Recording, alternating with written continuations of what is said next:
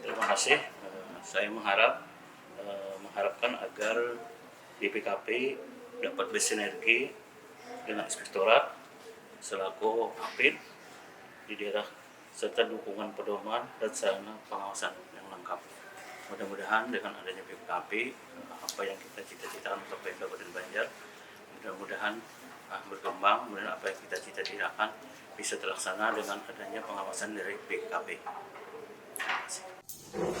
Kami dari Inspektorat Kabupaten Banjar mendukung aksi perubahan yang dilakukan oleh Kepala Perwakilan BPKP Kalsel Bapak Rudi terkait dengan mengkombinasikan antara key performance dengan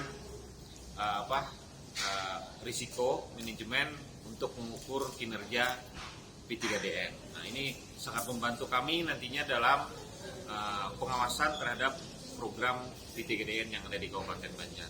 Kira-kira ada pesan dan kesan nggak Pak setelah acara FGD ini? Ya, supaya nanti ini tidak hanya berupa sebuah kajian yang merupakan tema dari Bapak Kaperkan, tapi itu bisa dikonkretkan ke regulasi yang lebih tinggi, sehingga kita mendorong kita di PBJ di daerah juga bisa merasakan manfaat dari FGD ini.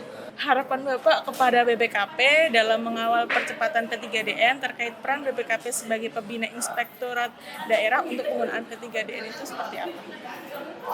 Ya mungkin lebih kalau intens sudah ya, tapi lebih detail saja terkait dengan apa yang diinstruksikan itu. Misalnya terkait dengan data tadi misalnya kan itu lewat aplikasi mana, kemudian ada sebuah sistem tadi yang juga sudah disampaikan Pak Inspektur, supaya kita itu tidak banyak sistem yang tidak banyak aplikasi yang kita isi, tapi ada satu aplikasi itu yang bisa memenuhi semua.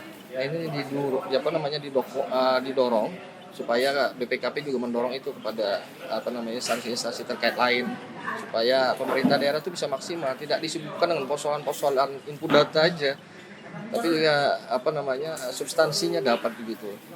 Penggunaan produk dalam negeri, jelas kalau pelaku UMKM akan sangat terbantu lah dengan program ini kan untuk kedepannya.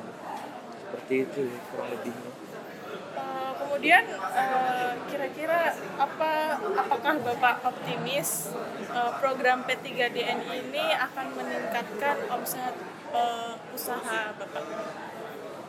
Kalau dengan program ini jelas saya optimis, karena ya dengan adanya program ini pemerintah kan berusaha untuk berkolaborasi langsung dengan pelaku-pelaku usaha, dimana di situ pun nanti akan secara otomatis pelaku-pelaku usaha itu akan lebih mudah untuk mempromosikan dagangannya atau perusahaan mereka itu, maupun berupa produk maupun jasa.